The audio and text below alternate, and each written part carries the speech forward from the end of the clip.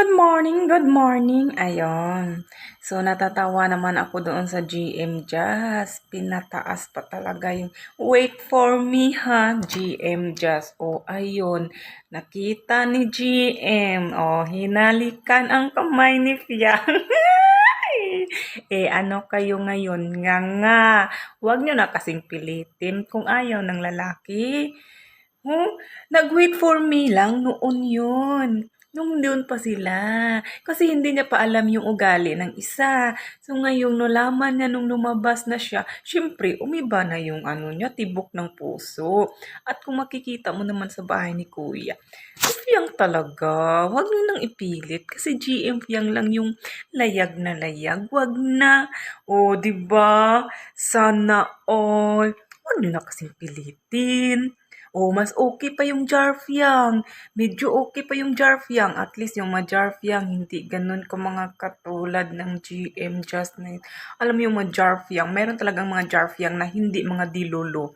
Makikita mo talaga, suporta pa rin sila sa Jarfiang o kay Fiang. Kung baga ganun. Pero ang nananaig talaga dyan is GM Fiang. So abangan na lang natin kung ano ang ibibigay na proyekto ng mga ibig para sa kanila. Kung meron mang Jarfiang or GM Fiang, wag na nating yan. Importante, panalo ang GM Fiang. O, di ba? Wag na kasi kayong maging dilulo sa mga GM Just na yan. Hayaan nyo na yan sila. Mama, ay, makapag talaga ako ng maaking bunganga. Mananahimik din yan sila. O, di ba? Ngayon lang ako ulit nakasabi ko, ay, kinikilig na naman ako kahapon. Kasi kagabi tinitingnan ko kagabi. Ala, ayan na, hinalikan. Ngayong umaga, ulit-ulit akong nag-play ng mga video ng GM Fiang. Ayun, wala yung stress ko. Nawawala yung stress ko basta mag-GM Fiang makikita ko, ganun. Sana all na lang. Wag nyo nang pilitin ha, kasi panalo na yung GM Fiang. Kahit anong gagawin nyo. Mas gugustuhin talaga ni GM yung prangkang tao kasi wala kang marinig sa kay Fiang. 'Di ba? Isipin nyo nga, wala kayong marinig na mga bad side sa kanya nung sa loob pa siya ng bahay.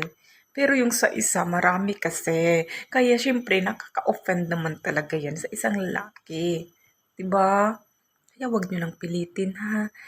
Magsuporta na lang kayo sa GM deal, ano ba yan? Just D nyo yan. Just D na lang kayo. Huwag na kayong mag-GM. GM Just.